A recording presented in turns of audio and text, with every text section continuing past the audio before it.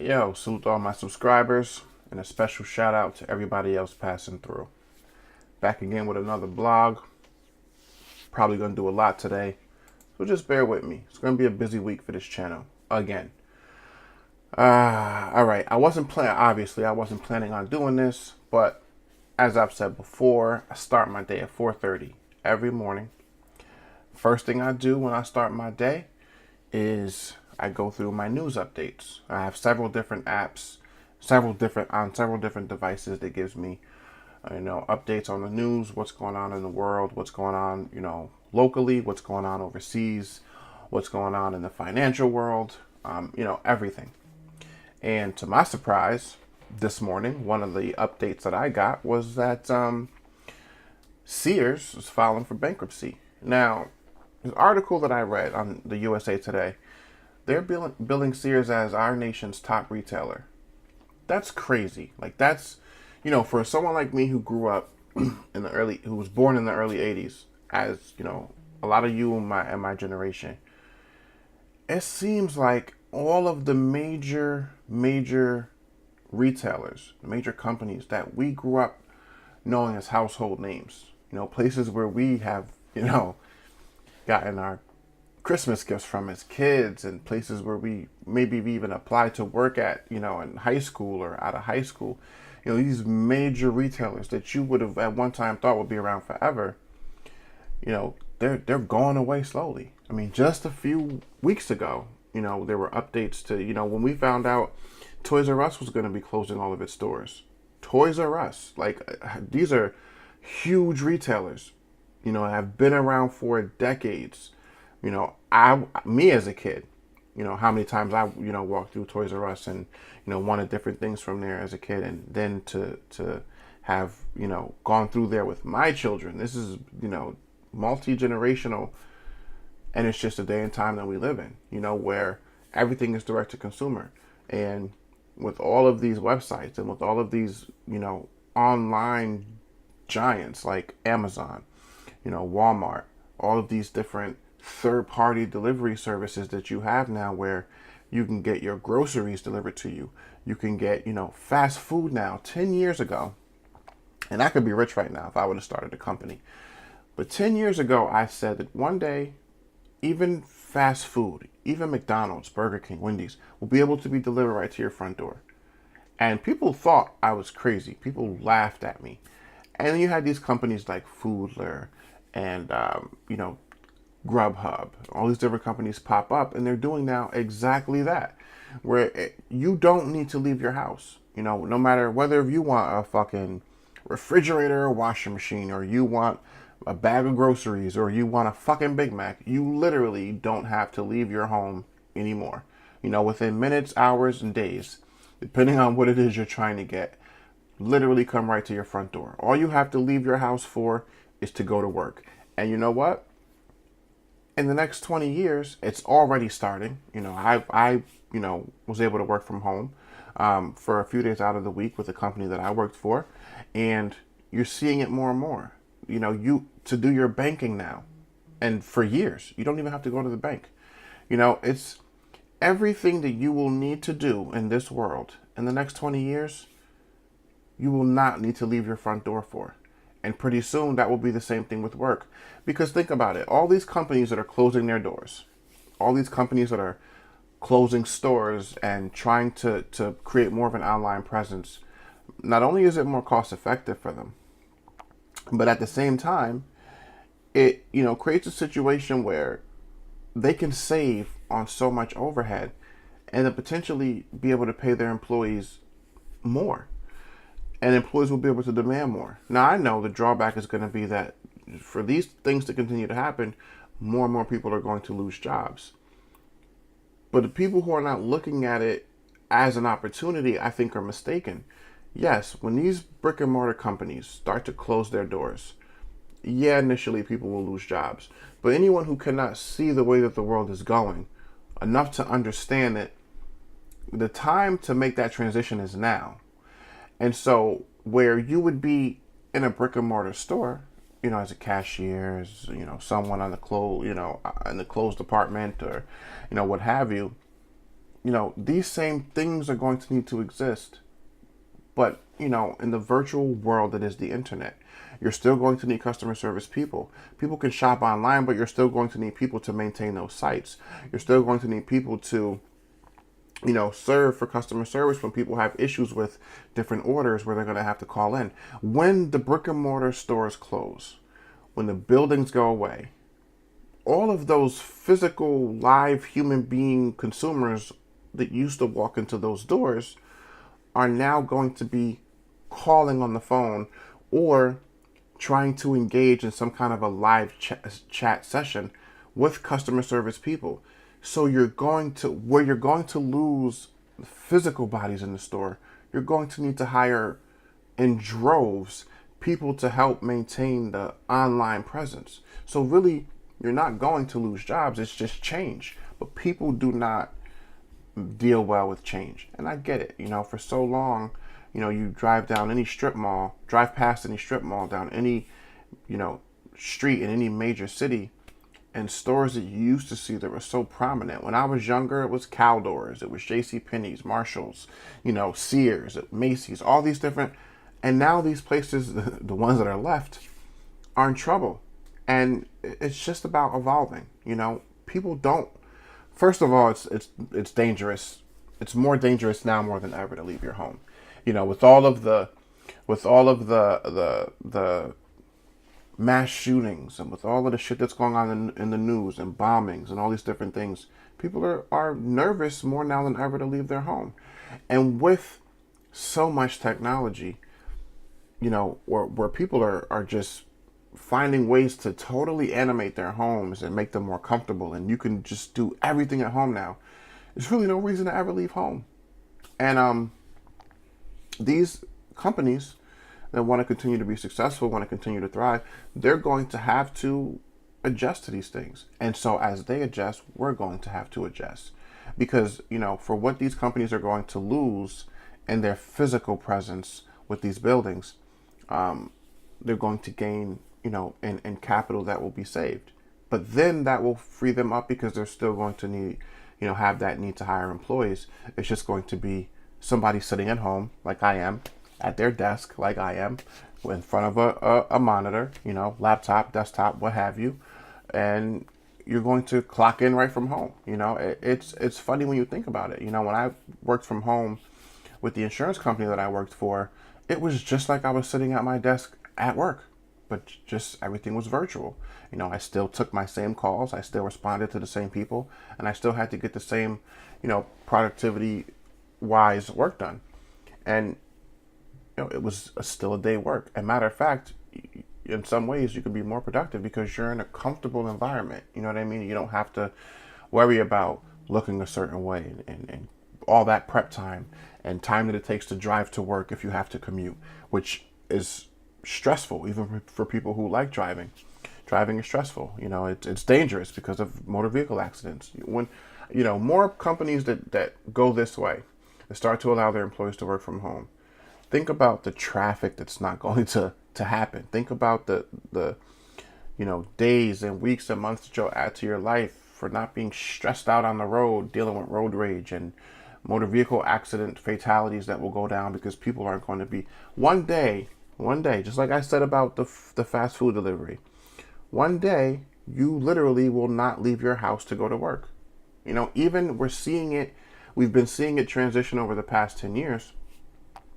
With schooling done online, I foresee a day where even for kids who go to public school, you will not have to go to a school. You will just be able to sign in from whatever device you are, and your teacher will be signed in from whatever device she is, and all the other students will be signed in to whatever device they are, and school will be that, and that just will be what it is. And for all of the reasons that people have said, that all of the progress that we have made over the years in every aspect of life, for every time someone has said it can't be done or shouldn't be done for this reason, it still ended up going that way. Because you can slow down time, but you cannot stop it. Eventually what's going to happen will happen. And I think as unfortunate as it is, the more school shootings that we see continue to happen, the more mass shootings out in public areas that we see continue to happen, eventually the safer alternative, which will be people not leaving their homes. You don't need to leave your home to meet new people. And that's been the case for the past 10 years because of social media, Instagram, Twitter, Facebook, and all these other different dating sites that pop up. You literally can pull up anything you want and or need in your life on a device, a screen, and take it from there. And that's the way of the world. So, crazy when I came across this article. Nation's top reseller, Sears, files for bankruptcy. And what's interesting, and I want to actually run through, and this is going to take a little while, so bear with me for all my newcomers, all my subscribers. I really want to run down this timeline because I think it's dope. I think it's interesting. Getting a call from somebody in Jacksonville, North Carolina. I don't know who you are, so I will get back to you at a later time. Could be somebody hitting me up to join the live stream or to join the roundtable discussion. Oh yeah, forgot to mention that. This is not really the blog for it, but as a side note, in my weekly recap where I talked about, and it's probably going to be uploaded around the same time as this video, but I talked about where I started a new series called Addressing the Comments.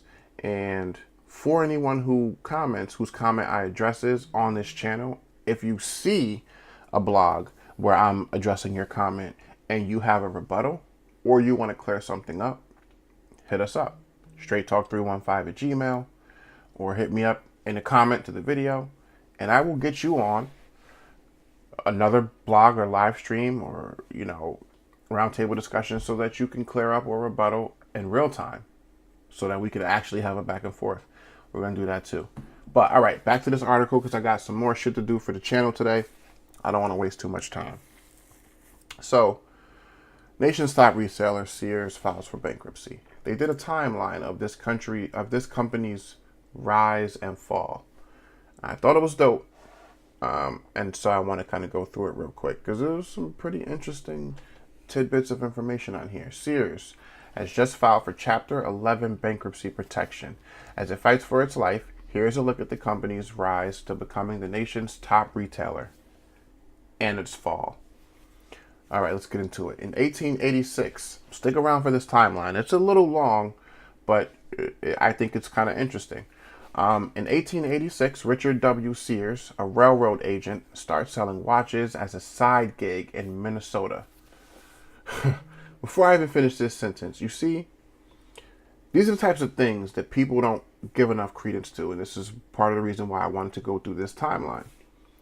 Whatever you do for work, whatever your 9 to 5 is, whatever your career job is, that's what you do to support yourself, to support your family, to sustain yourself. Now, for the people who are in specialty careers, or police officers, first responders, doctors, surgeons, nurses, things of that nature, teachers, those are things that are, they're very fulfilling. They're very, very important in the world. And people who typically do those types of jobs do it for the love of helping people.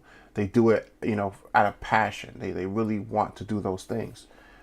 But for the people who have what you would call menial jobs, maybe even minimum wage type jobs that you would consider to be dead-end jobs. You just get up every day, you go, you maybe sit in a cubicle, or maybe you're just at a register ringing up goods or consumable goods, durable, non-durable goods, what have you. You work at McDonald's, whatever it is, a hotel, wherever you work. You may consider it to be a menial job. It's just a job where the ends justify the means because you have bills to pay. Heard you. Perfectly understood. But then you still have a passion, right? You still have gifts. This is why I wanted to do this. You still have gifts and passions. For me, my gift and my passion is writing.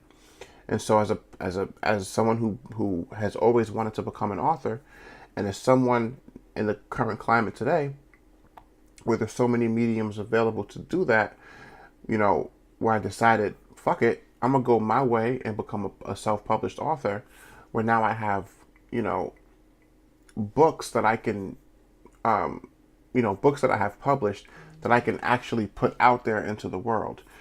Things like this YouTube channel where I create content, things like my podcast where I create content, You know, that's my gift. That's my passion.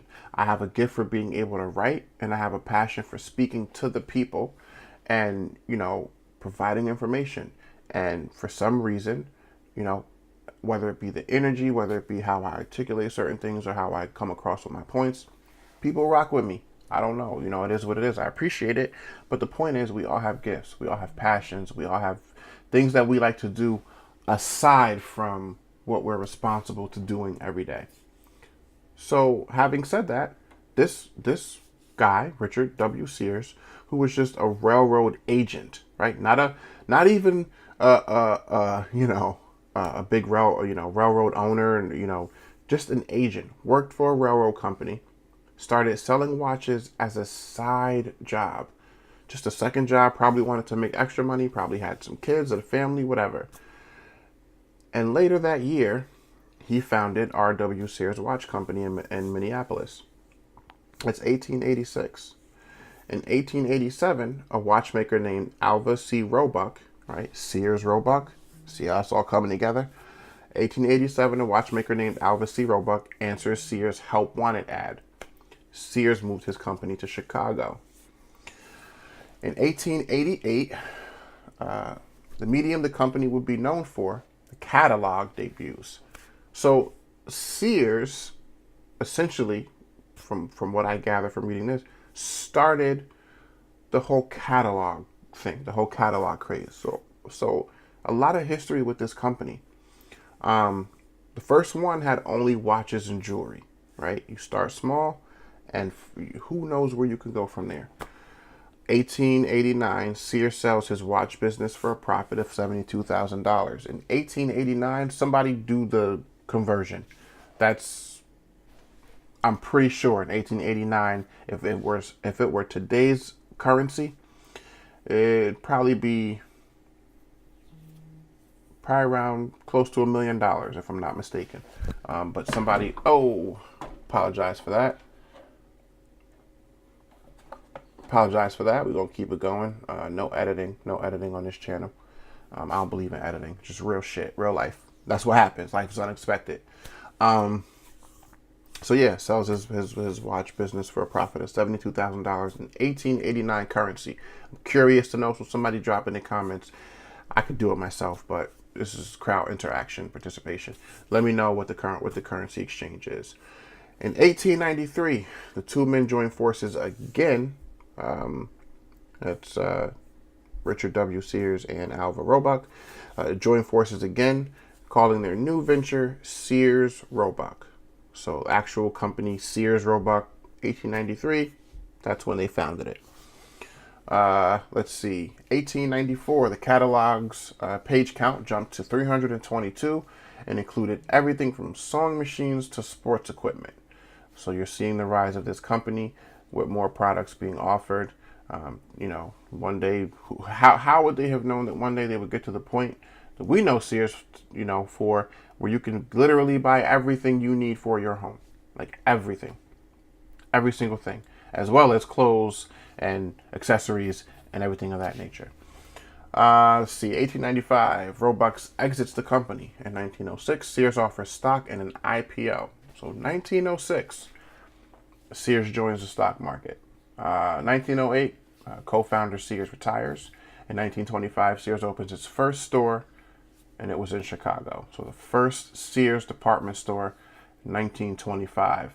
It is now 2018. I actually want to do the math on that. So that was 1925. So for the past, it only took them a few years to do it. For the past 93 years, there has been a physical place, a Sears department store that you could go to pretty much get whatever was current with the times as far as your needs went. I think that's pretty dope for somebody who started in Minnesota, you know, selling watches, probably from door to door, back at that time. That's fucking dope. And that goes to show you, and that was back then. No computer age, no internet. That was back in the late 1800s. So no excuse for people in 2018 who can't make shit happen. Especially when everything under the sun can be offered or is being offered as a direct-to-consumer situation. So, no fucking excuse. So basically what I'm saying is get the fuck up off your ass and go do something. Because the proof is right here, and this is why I wanted to do this timeline. All right, so 1925, Sears opened its first store in Chicago. 1927, Sears creates Kenmore brand for appliances and Craftsman brand tools. Washing machines, dryers, dishwasher, like, yo. And Craftsman brand tools. 1931, Sears introduces, this one is interesting because I did not know this. Sears in 1931 introduces Allstate Insurance. So now, Sears is in the insurance business. 1931 and going forward. And this is a testament to, another reason why I wanted to do this timeline. This is a testament to people who may specialize in something or may be known for something, and either they think because of their own fear of success or expansion or learning new things, or because of a stigma that they may have attached to them. People who think that if you do something that you're good at, you can't do something else and be equally or even more so good at that thing. And there's no such thing as that. You can do anything under the sun that you have a passion for, that you choose to put your mind to. You go from selling watches to being able to sell appliances and tools and clothes, and then also to get into insurance. There really is no limit. It's not about privilege. It's not about what situation or environment you come from. It's not about how bad the city that you grew up in was. It's not about who your parents were or were not. It's not about if you had parents. It's about you having a passion and wanting to actually make something happen for yourself. You can always do that. In 1933, the Christmas catalog debuts. Now, this part's funny. It's interesting because over the years I've had several conversations with people, because I've always said that even before I became a parent, I always said when I have kids, I will not allow them to believe in Santa Claus. Nothing cynical, nothing sacrilegious or anything of that nature. I just feel like I work too fucking hard to get my kids the things that they need and want, for them to think that some fucking fat man in a red suit is coming down some chimney that we don't even have to, deliver gifts to kids. And people would think that was cynical of me. And people would be like, why? It's just something for the kids to believe in. But most people don't know the history of the whole Santa Claus fantasy, fairy tale, whatever you want to call it. Around, and it's interesting because this catalog is in line. In the 30s, shortly after during the recovery of, and this is another thing. All of these things are happening, right? With this company, Sears, right around the time of the Great Depression, if you do your history, if you do your research. This company is finding ways to thrive even during the midst of and after the Great Depression, right? The only one time in this country where everything financially really fell apart, we've seen the second recurrence of that back in 2008, where things were as bad, and probably maybe a little worse in some ways for some people, than the only time in this country's history since its inception where everything crashed, just totally crashed. People just did not have any recourse for anything. But back to the story. So, yeah, the department stores, and trying to recover after the stock market crash in the 30s, and which initially led to the eventually led to the Great Depression. These department stores invented the Santa Claus as a way to appeal to kids, as a way to get kids. It's like companies have different targets that they go after, right? When companies targeted women, they sell more products, and because women are the ones who do most of the shopping for the most part. So back then, I guess it was, let's target the children, because if the children see, this fairy tale thing that we can present to them, they're going to want to come in, and they're going to want to, buy into it and tell their parents that they want these things. And so it created a whole fucking huge thing. Never subscribed to it, but it's interesting. 1933, the Christmas catalog debuts, and Sears is the company that did it. In 1941, Sears stops offering groceries by mail order. So this is interesting. I didn't know this either. So even back then, Sears was delivering groceries. So what's this, 80, 70 something years ago? It's something that is commonplace now. It kind of seems like Sears was at the forefront of that also. In 1945, Sears tops the $1 billion sales mark. In 1945. I'm just going to keep going. In 1953, the Sears credit card is introduced. Sears, and I have known this for a while, Sears is one of those major department stores that really started the whole credit card craze for department stores.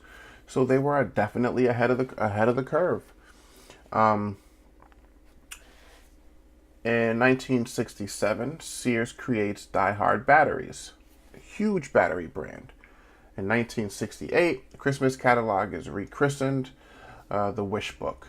1973, the Sears Tower, then the tallest building in the world, becomes Sears' new home in Chicago. So Sears headquarters, Sears Tower, used to be the tallest building in the world. Somebody, again, crowd participation, somebody fact check to find out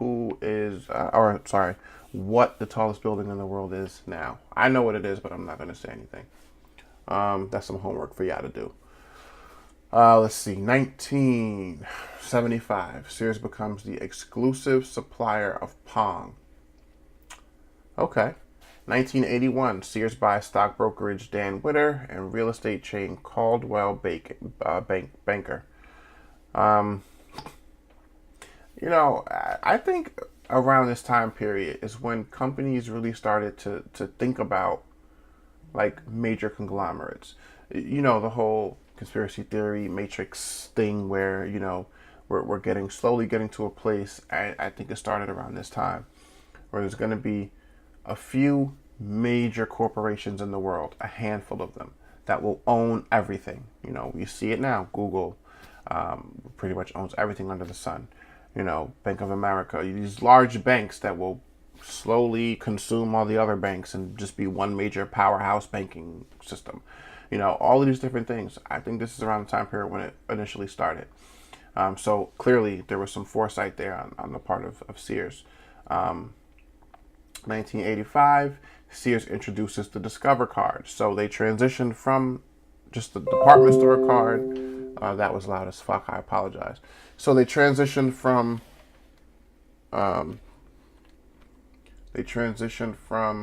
just department store card to actually a major credit card, Discover card, which was huge for a very long time. You don't see Discover card too much anymore, but every now and then you do.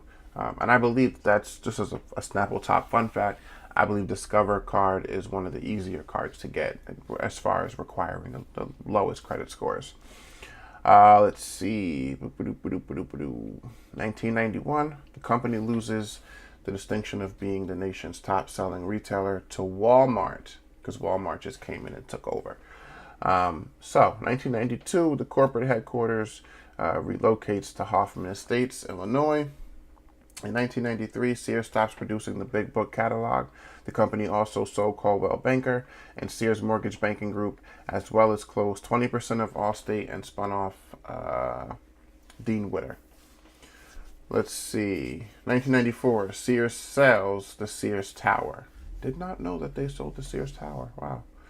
All right, 1995, Sears spins off Allstate into a separate company. In 98, the Christmas catalog website wishbook.com debuts 1 year before Sears.com goes live. So, for all of my 80s babies, we remember the age of the dial-up in America Online, and when we first started getting internet into our homes. It was around this time period, right? 97, 98, 99. That's when, in my home, we've always had a computer, but that's when in my home we first started, actually accessing the internet, talking to each other, and starting to search different websites. This is like the dot-com era right here, kind of kicking off 98, right? And again, people who are successful, people who have the opportunity and the ability to make things happen for themselves, are the ones who have foresight, who see where the world is going, right? So people in music who saw the different transitions from vinyl to cassette to DVD to MP3, with those people who were ahead of that curve. People like Mark Zuckerberg, who saw that the world was going to be interacting online and transitioning away from quads and dorm rooms and all these different things to interact with each other online, to plan events, to plan their lives, to reconnect with people. And so created Facebook. All the people and throughout history who have been visionaries to see what was coming next have always managed to be the people who be the most successful, because when you have a vision and you can see what's coming next, usually motivates you to do something that will be most beneficial to you and your vision. So it looks like Sears was right, on the cusp of, the whole internet surgence, where they switched their catalogs to internet based and then developed Sears.com, which I'm sure millions of people a year shop on Sears.com. In 2002, Sears buys Land's End. I don't know what that is. Somebody let me know. 2003, Sears sells its $30 billion credit portfolio to Citibank. $30 billion. Let's see. In 2005, Kmart and Sears merge. Kmart was a huge retailer when I was a kid. I bought my first mountain bike as a, 8th grader, something like that, from Kmart. Kmart was huge. I went to Kmart. We went to Kmart for most things back then. Kmart was essentially what Walmart is now. 2014, Land's End is spun off. Somebody let me know what Land's End is. I don't know what that is. In 2015, Sears raises $2.7 billion by selling stores to Seritage Growth Properties, which is a real estate investment trust. In January of 2018, Sears announces a $500 million loan from CEO Edward Lambert's hedge fund. The company had already gotten loans of hundreds of millions of dollars previously. So I guess a little bit of precursor to some troubles. And in January of 2018, again, Sears reveals its plan to sell Craftsman to Stanley Black & Decker for an estimated $900 million. So people who are in finance, right? When you see a major company start to sell off, whether it be subsidiaries or whether you see them start to kind of segment their business, clearly you see that they're trying to free up funds because somewhere there's trouble. That's usually the first kind of clue that something is going on. They're trying to avoid bankruptcy. They're trying to avoid something as far as financially when they start, splitting off and selling off different things to regain that capital. March 9th, 2018, the company announces it lost $607 million during the fourth quarter of 2018. And in August, Lamport offers through his hedge fund ESL Investments to buy the Kim Morehouse appliance brand for $400 million, as well as a $70 million to $80 million for the home improvement arm of the Sears Home Services division. So again, the company is starting to segment. They're in trouble. This Lampert clearly knows what he's doing, sees that the company is in trouble, starts offering to buy different services, different subsidiaries of the Sears company. Smart business. This is what you do. In August, again, Sears says it will close 13 Kmarts and 33 Sears locations in November. So that's usually the last ditch effort, right? First, you start to sell off services. You kind of cut fat where you can. When that doesn't work, obviously, you start closing stores, locations. That's overhead. That's direct overhead that you start to save on and if you can get rid of those locations. And again, the next 20 years, I foresee a lot of companies doing it, not just because they're going to be in trouble, but because it could potentially keep them from getting into trouble in the first place. When JCPenney announced that they were going to close their stores and be mainly an online company, I mean, that's literally enough to save a company and make a company thrive again, because everyone shops online. You don't need brick and mortar stores anymore. It's unnecessary overhead.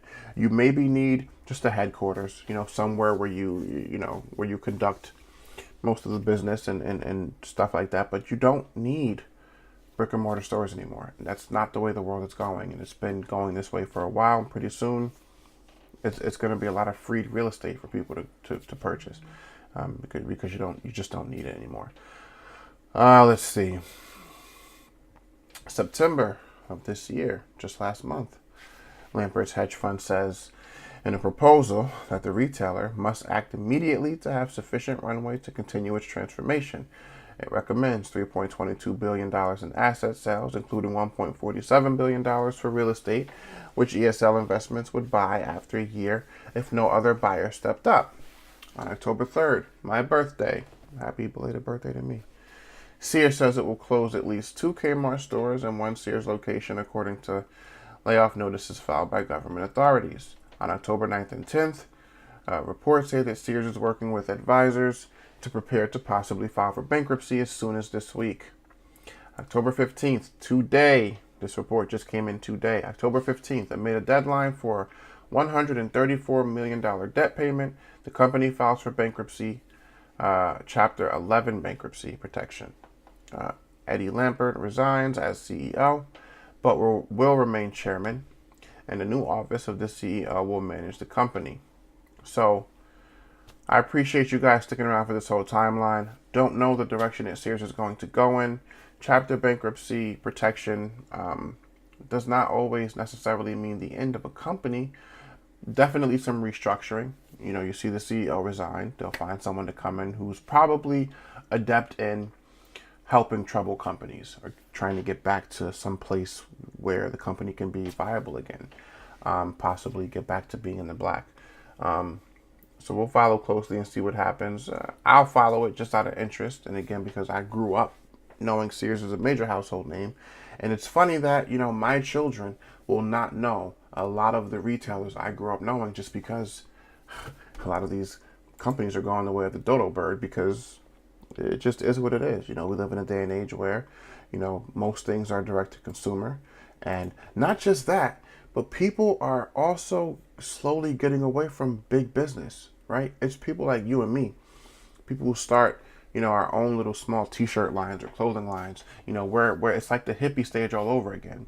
People want to be, it's like the nerds are cool now. It's like payback for all those years that they got picked on in high school. And it's dope because, it's the bloggers, it's the podcasters, the YouTubers, it's the people, in their bedroom or in their garage or what have you, that are really changing the world. It's no different from 100 years ago. It's no different from 50 or 60 years ago, and it's no different from 20, 30, 40 years ago.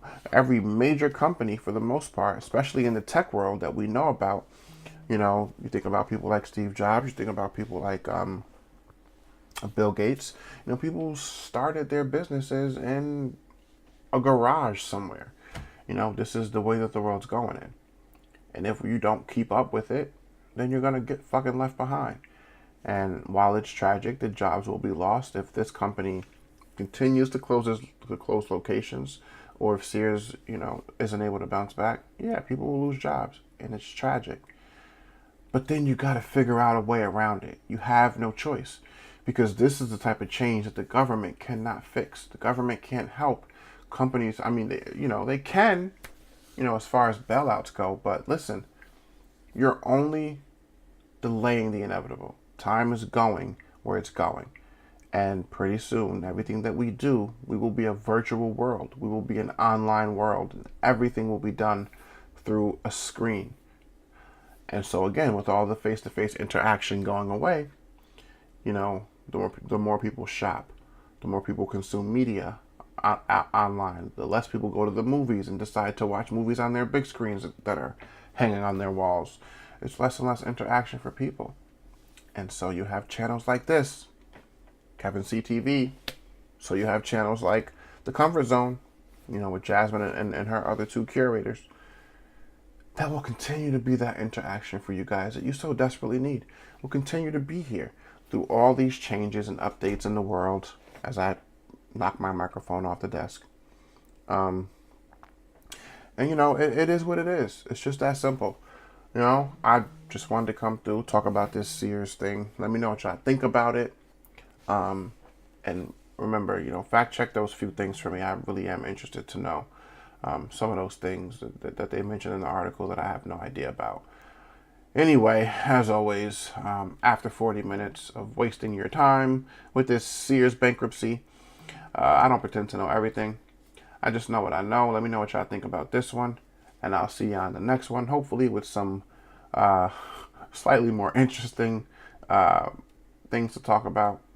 Anyway, like, comment, and subscribe as always. Go check out my sis Jasmine Jenkins YouTube channel, The Comfort Zone. Like, comment, and subscribe to that. The link is in the description box of this video. 1,000 subscribers by the end of the year. So let's go. Peace and love.